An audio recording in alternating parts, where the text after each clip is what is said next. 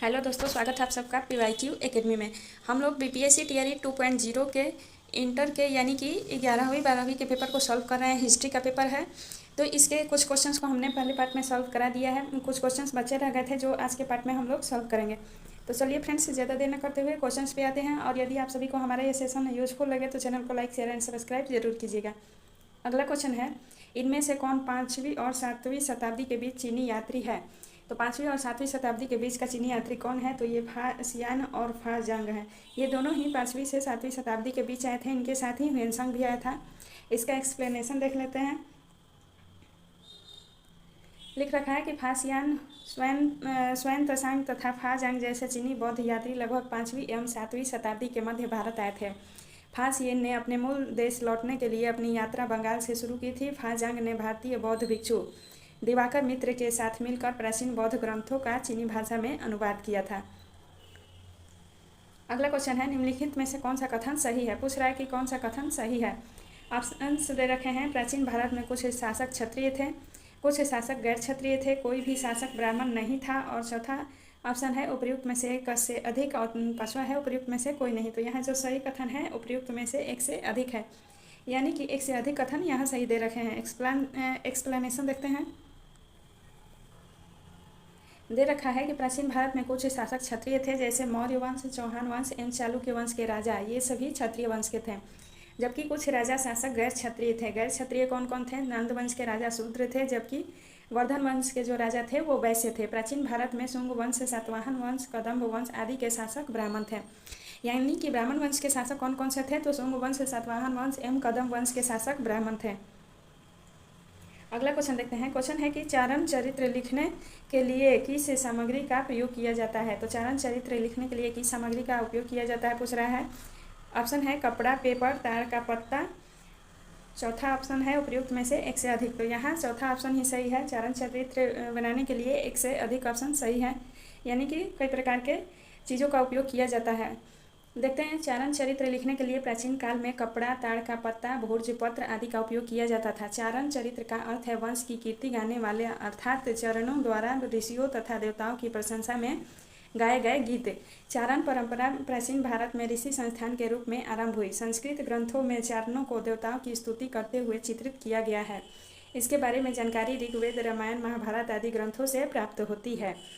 चारण चरित्र किस पर लिखे जाते थे? तो कपड़ा, ताड़ का पत्ता और भोजपत्र, इन सभी पर लिखा जाता था।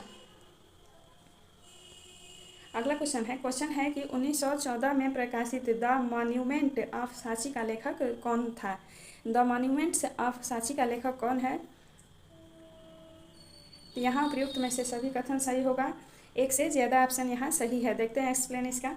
1914 में जॉन मार्शल तथा अल्फ्रेड फूसे ने द मॉन्यूमेंट ऑफ सांची पुस्तक का प्रकाशन करवाया था। इसके अतिरिक्त मार्शल ने 1923 में कंजर्वेशन मैनुअल नामक पुस्तक का प्रकाशन करवाया था, तथा अलेक्जेंडर कनिंघम ने 1854 में भिल्सा टोप्स नामक पुस्तक लिखा था। अलेक्जेंडर कनिंघम ने 1854 में कौन सा पुस्तक लिखा था? भिल्सा टोप्स नामक पुस्तक लिखा था। यह सांची पर लिखी गई सबसे प्रारंभिक पुस्तकों में से एक है, याद रखिएगा फ्रेंड्स।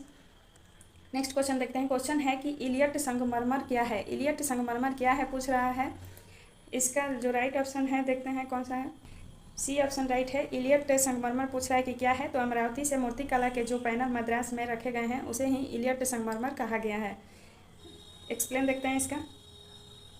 अमरावती में मूर्तिकला के जो पैनल मद्रास में रखवाए गए थे उन्हें ही इलियट संगमरमर कहते हैं। 1854 में गुंटूर आंध्र प्रदेश के कमिश्नर ने जब अमरावती की यात्रा की थी तब उन्होंने अनेक मूर्तियों एवं उत्कीर्ण पत्थरों को जमा किया और उसे अपने साथ मद्रास ले गए थे। इन पत्थरों का नामकरण कमिश्नर एलियट के नाम पर एलियट संगमरमर किया गया था।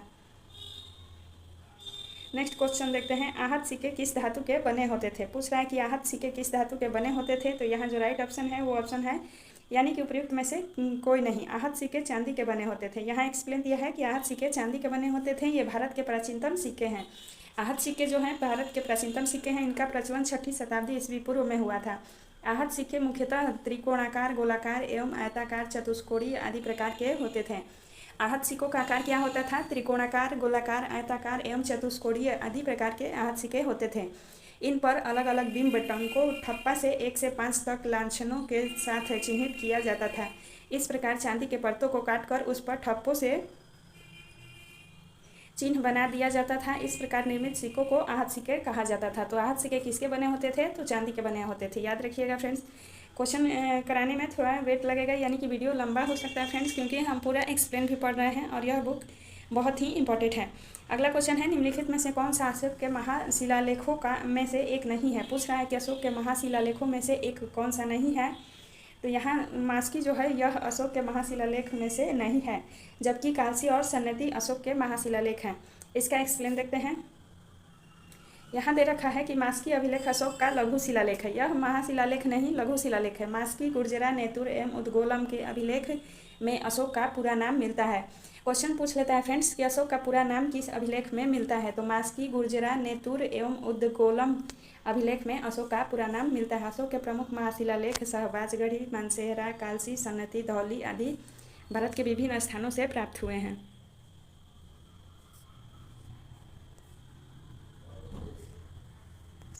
अगला क्वेश्चन देखते हैं। क्वेश्चन है कि महाबलीपुरम में एक विशाल चट्टान की सतह पर एक प्रसिद्ध मूर्तिकला क्या दर्शाती है?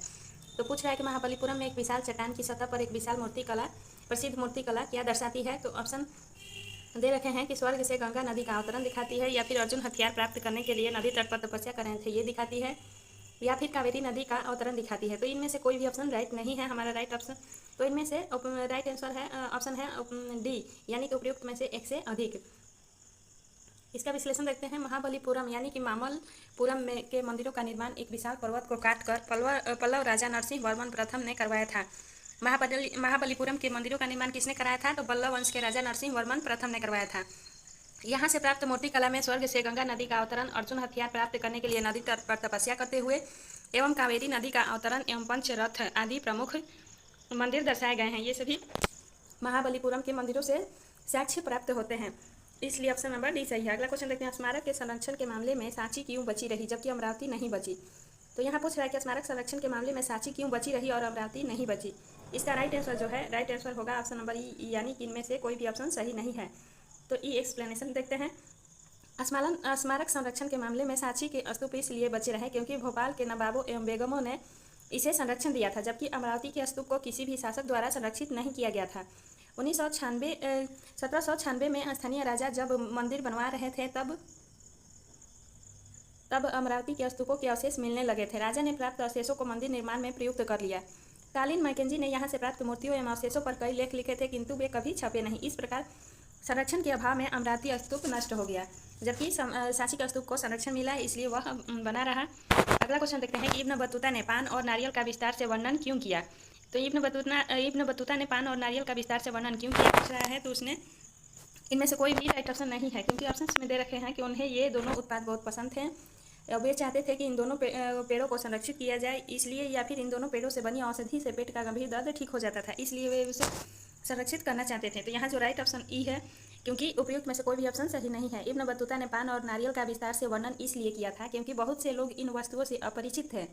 इब्न बतूता पान के बारे में लिखता है कि पान के वृक्ष को अंगूर की लता की तरह उगाया जाता था तथा इसे खाने से पहले सुपारी ली जाती थी। नारियल के बारे में लिखते हुए कहता है कि इसके वृक्ष स्वरूप में सबसे अनोखे तथा प्रकृति में सबसे विस्मयकारी वृक्षों में से एक है।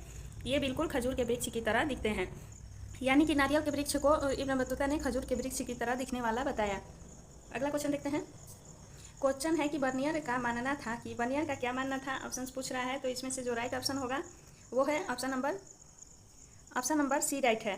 पूछ रहा है कि बर्नियर का मानना था कि बर्नियर क्या मानता था? बर्नियर का मानना था कि भारत में भूमि का स्वामित्व तो केवल राजा के पास है। तो यह बर्नियर का कथन है। एक्सप्लेनेशन देखते हैं। बर्नियर के अनुसार भारत और यूरोप के बीच मूल भिन्नताओं में से एक भारत में निजी भूस्वामित्व का अभाव था। उसका मानना था कि मुगल साम्राज्य में सम्राट ही समस्त भूमि का मालिक था, अर्थात भारत में भूमि का स्वामित्व तो केवल राजा के पास था। आगे वह लिखता है कि सम्राट ही भूमि को अपने अमीरों के बीच बांटता था। तो ये हमारा राइट आंसर हो गया ऑप्शन नंबर सी। अगला क्वेश्चन है, निम्नलिखित में से कौन सा कथन सही है? पूछ रहा है कि कौन सा कथन सही है। यहाँ कथन 3 प्रकार के दिए गए हैं। यहाँ जो राइट कथन है वो ऑप्शन नंबर बी है, यानी कि 17वीं शताब्दी के दौरान पश्चिमी यूरोप की तुलना में भारत में शहरी केंद्रों की अधिक संख्या में लोग रहते थे। ऑप्शन है कि 17वीं शताब्दी के दौरान पश्चिमी यूरोप की तुलना में भारत में शहरी केंद्रों में अधिक संख्या में लोग रहते थे। यह बिल्कुल सही कथन है। ऑप्शन नंबर ए दे रखा है कि 17वीं शताब्दी के दौरान भारत की तुलना में पश्चिमी यूरोप के शहरी केंद्रों में अधिक संख्या में लोग रहते थे। यह गलत कथन है। यहाँ जो सही कथन है ऑप्शन नंबर बी ही है। इसका एक्सप्लेन देखते हैं। 17वीं शताब्दी में जनसंख्या का लगभग 15% भाग नगरों में रहता था। यह औसत रूप से उस समय पश्चिमी यूरोप की नगरीय जनसंख्या के अनुपात से अधिक था। बर्नियर ने मुगल कालीन शहरों को शिविर नगर कहा था। इससे उसका आशय उन नगरों से था जो अपने अस्तित्व और बने रहने के लिए राजकीय शिविर पर निर्भर थे। अगला क्वेश्चन है कि निम्नलिखित में से कौन सा कथन गलत है। इनमें से कौन सा कथन गलत है दे रहा है। तो यहाँ जो कथन गलत है वो है ऑप्शन नंबर डी सही है, क्योंकि उपयुक्त में से सभी कथन गलत है। पूछ रहा है कि कौन सा कथन गलत है, तो सभी कथन गलत दिए गए हैं, क्योंकि कह रहा है कि एक कह रहा है मध्यकाल में भारत में सभी गुलाम समान थे। यह तो बिल्कुल गलत है, मध्यकाल में भारत के सभी गुलाम समान नहीं थे। दूसरा ऑप्शन है मध्यकाल में भारत में जितने भी दास थे उन पर राजशाही का अधिकार था। यह भी कथन गलत है, सभी दासों पर राजशाही का अधिकार नहीं था। मध्यकाल में भारत में केवल पुरुषों को ही गुलाम बनाया जाता था। तो यह भी बिल्कुल गलत कथन है, केवल पुरुषों को ही गुलाम नहीं बनाया जाता था, बल्कि गुलाम स्त्रियों को भी बनाया जाता था। ऑप्शन से देखते हैं, answer D, option number D सही है। इब्न बतूता मध्यकालीन दास गुलाम व्यवस्था का वर्णन करते हुए लिखता है कि सम्राट के साथ प्रत्येक छोटे बड़े अमीर के साथ दासों को रखते थे। यानी कि सम्राट तो दास रखते ही थे, छोटे बड़े अमीर जो होते थे वे भी दास रखते थे। वे महिला सफाई कर्मचारी को भी नियुक्त करते थे। इस प्रकार स्पष्ट है कि मध्यकाल में सभी गुलाम न तो समान थे, न ही उन पर राजशाही का अधिकार था, और मध्यकाल में पुरुष गुलामों के साथ महिला दासों को भी नियुक्त किया जाता था। इसलिए तीनों ऑप्शन गलत दिए रखे हैं। अगला क्वेश्चन है कि भारत में दासों का उपयोग निम्नलिखित में से किस उद्देश्य के लिए किया जाता था। तो दासों का उपयोग किस लिए किया जाता था। ऑप्शन ए है दरबारों में संगीत और नृत्य प्रस्तुत करना, बी है पालकी ढोना, सी है रईसों पर नजर रखना। तो इन सभी कार्यों के लिए दासों की नियुक्ति की जाती थी। इसलिए ऑप्शन नंबर डी सही है। उपयुक्त में से एक से अधिक ऑप्शन राइट है। इसका एक्सप्लेन है, इब्न बतूता के विवरण से स्पष्ट होता है कि मध्यकाल के दासों को दरबारों में संगीत और नृत्य प्रस्तुत करने, पालकी ढोने, रईसों अमीरों पर नजर रखने के लिए आदि कार्यों के लिए प्रयुक्त किया जाता था। बहुत सी महिला दासियों को भी गुप्तचरी एवं सफाई कार्यों में लगाया जाता था। महिला दासियों से क्या किया जाता था, गुप्तचरी कराया जाता था या फिर सफाई कार्य कराया जाता था। अगला क्वेश्चन है, महान एवं छोटी परंपराएं शब्द किसने गढ़े। तो महान और छोटी परंपराएं शब्द किसने गढ़े थे। तो यहाँ राइट ऑप्शन है option number C, Robert Redfield ने महान और छोटी परंपराएं शब्द गढ़े थे। एक्सप्लेन देखते हैं, महान और लघु यानी कि छोटी जैसी शब्दावली का प्रयोग 20वीं शताब्दी में प्रसिद्ध समाजशास्त्री रॉबर्ट रेडफील्ड द्वारा एक कृषक समाज के सांस्कृतिक आचरणों का वर्णन करने के लिए किया गया था। यानी कि रॉबर्ट रेडफील्ड द्वारा महान और लघु शब्दावली का प्रयोग किसके लिए किया गया था। तो एक कृषक समाज के सांस्कृतिक आचरणों को प्रस्तुत करने के लिए किया गया था।